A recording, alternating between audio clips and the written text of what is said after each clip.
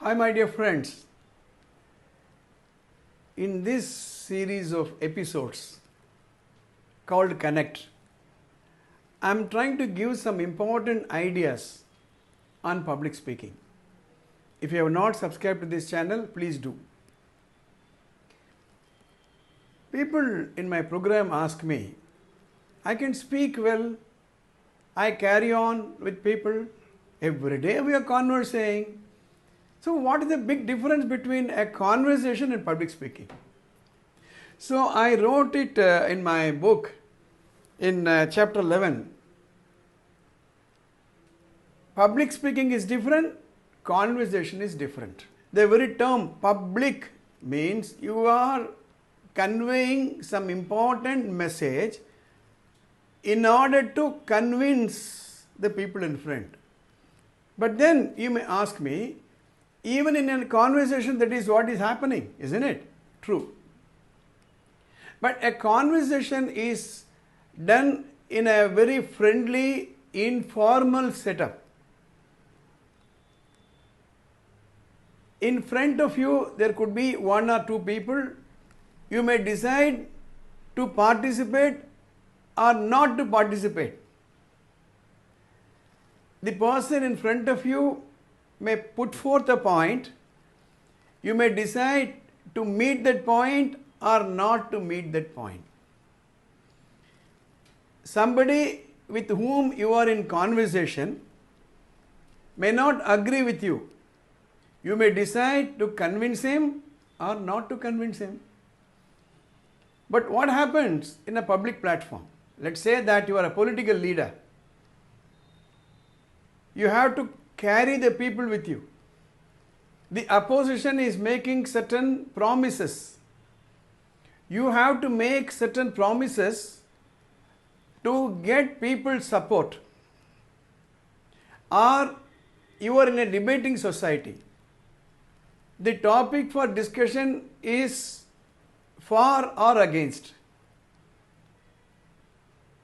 In a public speaking, you will have to give stories, anecdotes to convince people. There are things like gestures, facial expression, use of metaphor, simile. All those things are very relevant in a public speaking. In fact, people are not afraid of conversation, but the same person who makes out a point very well in a private conversation, if we give a mic in his hand, he will not say even 10% of what he said. So public speaking is completely different from conversation. In fact, in this chapter, I have given a beautiful quotation by Rudyard Kipling.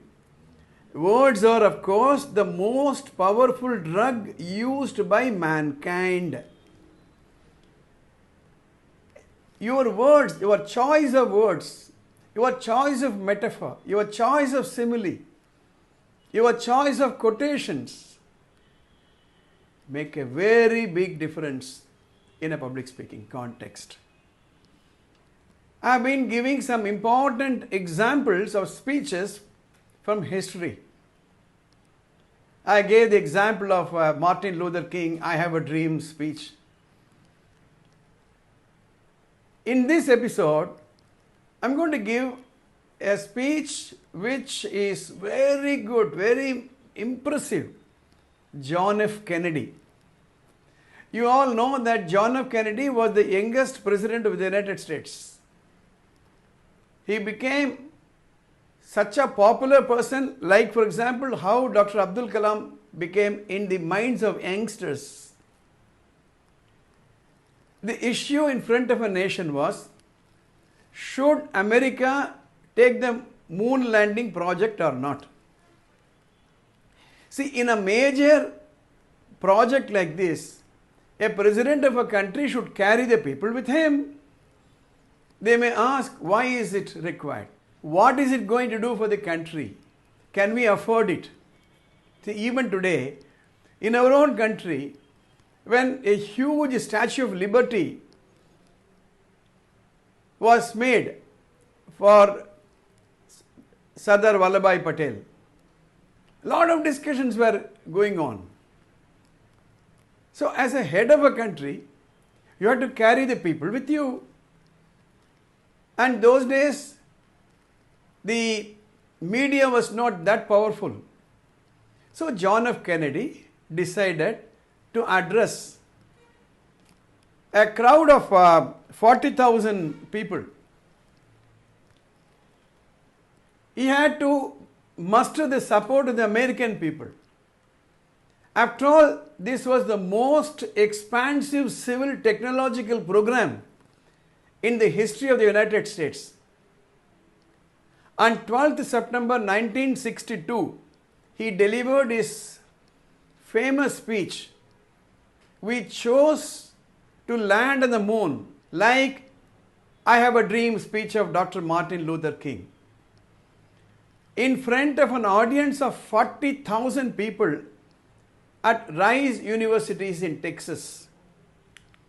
I will read an excerpt from the speech. But why? Some say, the moon. Why choose as our goal?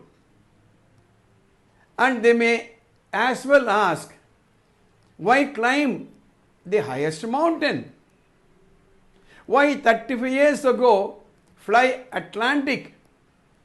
We chose to land on the moon in this decade, not because that will be easy, but because it will be hard, because that goal will serve to organize and measure the best of our energies and skills. Because that challenge is one we are willing to accept, one we are unwilling to postpone, and one we intend to win. This was the speech. In fact, I display this as a part of a visual for this episode. And at the end of the speech, Kennedy returned to one of the questions posed earlier with a short anecdote from the history to inspire the crowd and frame the quest for the moon as an imperative. See, he has to make the people to align with him. Huge money was involved. Opposition may take it as an opportunity to beat him. He gives an anecdote in his own words as he delivered that day. Many years ago, the great British explorer George Mallory, who was to die on Mount Everest, was asked why did he climb the Mount Everest. He said, because it is there. And Kennedy said, because the moon was there and it was a challenge, America was ready to accept and ready to win. Just imagine the president of a country making such a bold, empowering speech. The purpose of public speaking is to empower people, is to align people. Especially you need public speaking at a time when there is a conflict of views. Like what's happening today, just imagine today as I'm delivering this episode, there's a big controversy going on about COVID injections. Should people go for the COVID injection or not? The government has its own plan. The opposition has its own plan. In fact, in a democracy, the ruling party has its policies and they should have its own strategy to implement. The opposition party also has its policy and it has to counter the ruling party. And as Rudyard Kipling said, words are of course the most powerful drug used by mankind. You have to make people swing. So in a public speaking calls for a decorative aspects such as the use of idioms and phrases. stories, metaphors, anecdotes, experiences. In a casual conversation, you don't need all this. In a casual conversation, you may decide to ignore some of the points. In fact, in a casual conversation, you may give up. But what happens in a public speaking? What happens when the head of a state wants to implement a particular policy against the strongest opposition? You take, for example, in the parliament, what happens when a bill is moved? Look at the opposition. For example, in India, the Triple Talaq bill was introduced and passed. The GST bill was moved and passed by the finance ministry. I'm sure you would have gone through the controversies, the opposition. Similarly, the abolition of the special status given under Article 370 and 35A of the Indian Constitution to Jammu and Kashmir. Look at the parliamentary debates. Way back in the Constitution Assembly, when the founders of the Indian Constitution gave a structure how much debate should have taken place.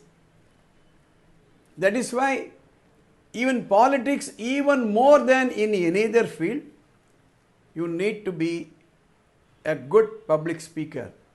The same applies to our day-to-day life. You may not be a member of parliament, you may not be a member of assembly, but still you have to convince. As I said, even in a private conversation, certain aspects of public speaking will be useful to you to convince the person in front of you. So, the exercise for you for this episode, go through John F. Kennedy's speech. You can easily download it from the website, memorize it. Imagine you are John F. Kennedy convincing 40,000 people in front and deliver the speech. If you have a mobile camera, video camera, record it and see what happens. This speech is also available, Kennedy's speech is also available, the original speech is available on the net. Compare how he delivered and how you are delivering. See you in the next episode.